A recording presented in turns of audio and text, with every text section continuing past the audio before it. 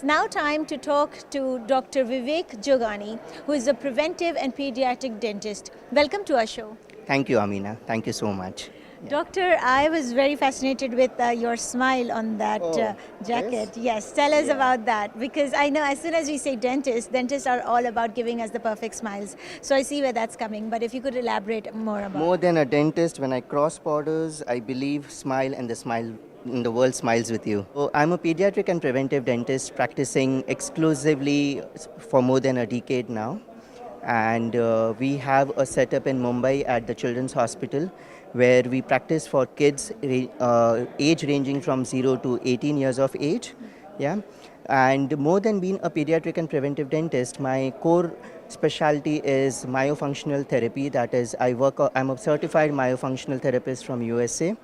And we work a lot on the abnormal parafunctional habits that includes the tongue thrusting, the mouth breathing, lip sucking, digit sucking, and this go unnoticed by the parents. I'm sorry, you mentioned digit sucking. What is that? Digit sucking is the finger sucking. Yeah. So this parafunctional habits, many a times they go unnoticed, and they won't call for a medical emergency at any point of time, but definitely it interferes with the normal growth and development of the jaw bones, and this is what is important for the development of the jaw bones. Thank you for highlighting that, because as far as I know, most parents wouldn't think much of a thumb-sucking child. They would say, "Bada ho jayega, sahi ho jayega." Nobody really goes for medical attention or anything. So you are saying that it is important to do that, and how would it benefit if they bring their child to you? Okay, so before answering this, I would just brief you what pediatric dentistry is all about. So you would know when you have some tooth problem, you go to a dentist. But when your child has some tooth problem, you need to go to a pediatric dentist. And now when you go to a pediatric dentist, we have a wide range of treatment. The only advantage that we have over here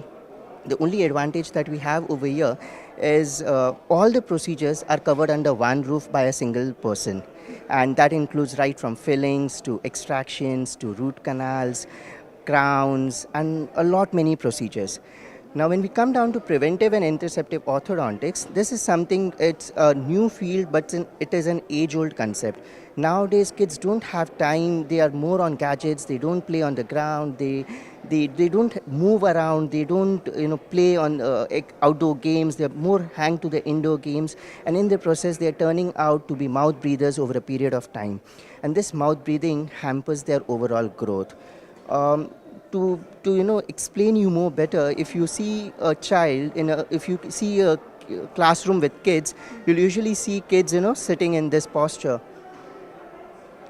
So the humping of the back, and I can see the mouth breathing, right? Yes, so the humping of the back, the lower jaw is drooled down, saliva on the pillow while sleeping in the night, short attention span, diarrhea, constipation, bedwetting, and there are not many features. It need not mean that the child should have all these features. A couple of combination of these features, and we identify that the child is a mouth breather.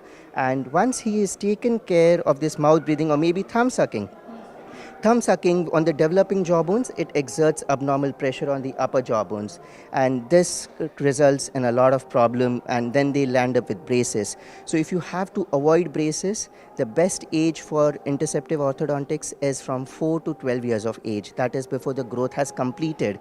And with this, you can enhance the beauty of the child. I usually tell parents that no child is ugly. Every child is, dear, and they are cute, they are beautiful, but you can make them their best. You can enhance their beauty. I would want to go back to one thing you mentioned, bedwetting. Now, how is that related to a jaw disalignment? I'm curious. It is nowhere related to jaw disalignment, but when you have mouth breathing, studies have shown that those individuals, those kids who are mouth breathing for a longer period of time, the chances of them having bedwetting at late stages of life, usually bedwetting ceases after 3 or 4 years of age, after you train the child. But those who are mouth breathers or those who have thumb sucking, they have some kind of social insecurity. That's where they land up with this problem. And for them, the bedwetting usually, extends till 8 or 9 years of age. I have had a child who, could not go to a friend's place or cousin's place because she was embarrassed because of bedwetting. So at the age of no sleepover. So at the age of 11, she could not enjoy her, school parties and stuff. So that is where we identified, we fixed her mouth breathing, and she's happy to do now. Wow, and how long would something like this take? Well, since this is prevention and interception, the early you intervene, the better the results. So, if you intervene, for example, at 4 years of age, you can control it in 6 months. If you intervene at 8 years of age, you may take a 12 months. It's basically a habit, and habit needs to be broken at an early age. Like smoking, if you have just started smoking a week, it's easy to cease, it's easy to break it. But over a period, habit is a tendency towards an act which has become, even though it's abnormal, but it has become an automatic part. So you have to break it not only at the conscious level, even at the subconscious level. But I would like to highlight one part here, that this is a non-surgical treatment. So however long it takes, it makes absolute sense to try and do this because it's non-surgical, it's non-intrusive. Absolutely. So the advantages we here have with this modality is it's a win-win situation. You take away the abnormal habit, obviously for aesthetic reasons. Secondly, the underlying symptoms are corrected. And we missed one major point with those kids who are mouth breathers. They don't not only have short attention span or constipation, they more importantly they have chronic or repeated episodes of cough and cold. And whether they wheeze at night, they snore at night, they hiss at night, they breathe heavy at night, they keep changing their positions at night, and they're not stable, so they don't have a sound sleep. And yes, and which affects the overall development. So the school attention comes down. Yeah, they are lethargic when they wake up early mornings. So this modality will never bring about a medical emergency wherein you have to rush to a doctor overnight. But by correcting this, you are improving the quality of life. You're enhancing the life. Yeah. Perfect. That was a definite eye-opener for us because I would have never linked all of these things to a jaw realignment and how that would help the correction, bad habit. And what is your success rate? Does every child that come to you heals or is it sometimes that, well, we don't know what happened in this case? Okay, to be very honest, this concept is patient compliant. It means you get compliance from the patient, you get compliance from the parent, you get 100% result. It's basically based on all or none phenomena. If you have to have results, you'll get 100% results. If the child is non-compliant, you cannot expect results because we are just guiding the growth. Now, in this modality, we teach the child posture, clip therapy, breathing exercises, lip exercises, so they have to do their homework. And only when this is done, the compliance is achieved. But whatever you say, even if they do it 50% of the expected, the results are going to be, just beyond expectations. Okay, Yeah. so that gives us a lot of hope to definitely try this. All those parents out there who've been wondering what's wrong with their child, and I hope this is going to be some sort of reassurance. So as you mentioned, this is a non-surgical approach. So the basic advantage you parents have is usually you guys panic when you have to go to the dentist. So you don't have to panic. All that has to be done is visit your pediatric dentist, identify the problem, identify the cause. Do not treat the symptoms, treat the root cause of the problem, and you're sorted because it's a win-win situation. You're not doing any surgical intervention. You're just taking care of the abnormal habit, and growth itself is the treatment to such problems. Tell us a little bit about the hospital, Children's Hospital in Mumbai. Yeah, so Children's Hospital in Mumbai is a 100-bedded super specialty hospital.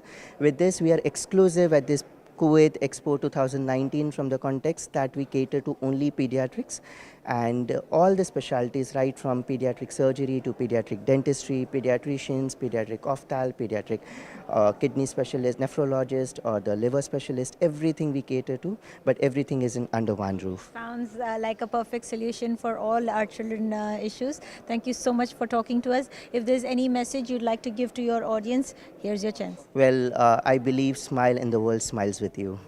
Oh, I love that. So let's all smile now then.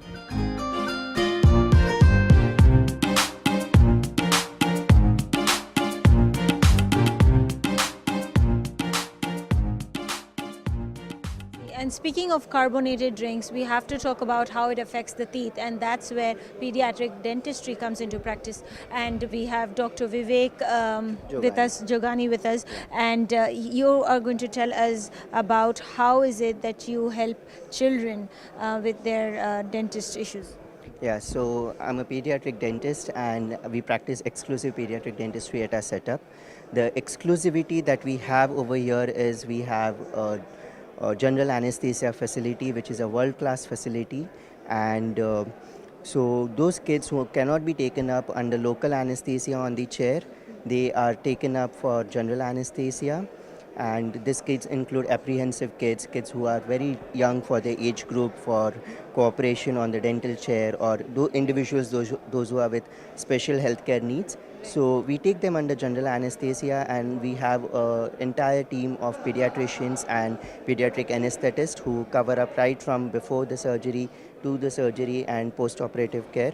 The advantage we have over here is that our OT is attached to an ICU as well. So we are totally covered during and post procedure. Yeah. And I wanted to highlight that even though there is a procedure that you can do under general anesthesia, that is definitely not what, it's not like, an alternative for parents, because it shouldn't be like, oh, we have this technique so you can eat as many sweets as you want. No, that is not what we are recommending here. Please take care of your teeth, and if it be that your child is not cooperating on the dentist chair, then we have this solution at the Children's Home. Hospital, Mumbai. Yeah. Thank you so much, all you doctors, doing such a noble job treating our children here. Thank you for talking to us. Thank you.